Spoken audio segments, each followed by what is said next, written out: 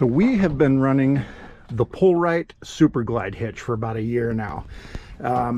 Yes, it's extremely dirty right now. Our last trip coming home was quite the snowstorm. So today is wash day. But I wanted to do a little video on a couple things that I learned that I wish I would have known prior to the hitch. Not that I wouldn't have bought it, but to make it easier to hitch and unhitch. So I'll go over those right now. First off, the nice thing about these, when you have the Superglide, you don't need any grease or any kind of a grease plate.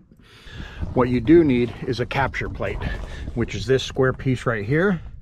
It bolts on, it has the hole in it, so it goes around the kingpin, and basically that's it. So this basically just slides on the plate of your hitch. So that's the main thing. But this catch plate is kind of thick. You know, this is a ridge, but it is a little thick, so it does make it a little bit more difficult to hitch and unhitch. And I'll show you the proper way that I've found to do that. So typically all you need to do when you first, after you unhook, this is going to be either flat or in this position. All I do is just push it down, make sure it's in this position when I'm getting ready to hook up, and then it's really easy. And then I usually wipe these down, these rails, the tops and insides. I wipe them down, get that little bit of stuff off of there, and then I just spray some WD-40 on. That's what Pullrite recommends, and that's all it really needs to do. And maybe once a year you do pull this nut out and grease it, but Pullrite, on their website or on their YouTube channel, they've got a really good video on doing that and adjusting and everything, so I won't get into any of that. And so then, of course, just make sure the jaws are open by this handle being pulled all the way out, and that's it. It's ready to go. And of course, you never like to hitch when you have an audience, because it puts the pressure on and then you might forget stuff, and these guys are probably going to harass me a little bit if I don't do it right.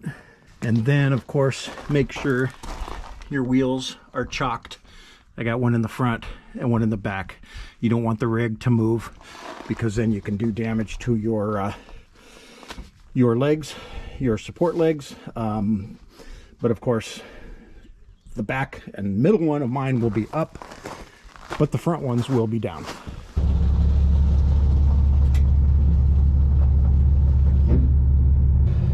I want to get about that close. Now I'll adjust it down just a hair more, right about there. So I'm just close to it. Now I'm going to go ahead and back on it.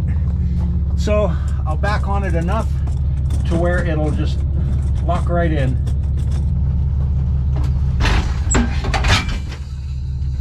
So as you can see, the handle popped in all the way and clicked in and locked in.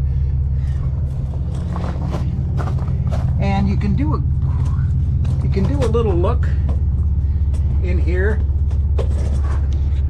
right there, make sure the jaws have latched. But they always do. When that handle's in all the way, you're good.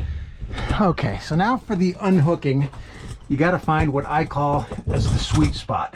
So what it is I am going to lower the legs, front legs of the trailer, until I just start seeing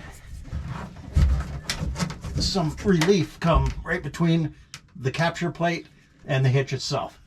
So you'll see as I raise it, you'll see when the just starts seeing a little bit of gap between those two.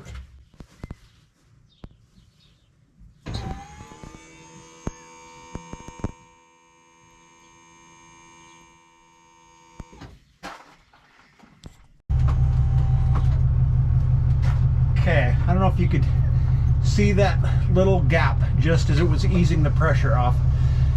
Now, I usually have to do this a couple times because my truck has the auto leveling system, so once it feels the weight of the trailer off, the suspension will adjust.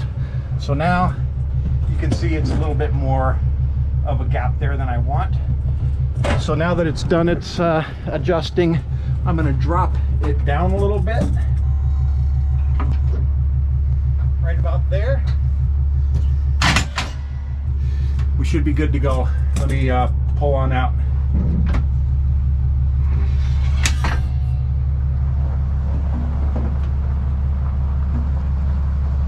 So that's basically it. You just gotta basically get the weight of the trailer off the truck. You'll just start seeing a little bit of tiny little gap between that plate and the capture plate, and you should be able to, you should be able to pull that handle with ease. You don't need to really wrench on it, put weight on it, or hammer it out or anything like that. It should just find that spot, easily pulls out, and you're good to go.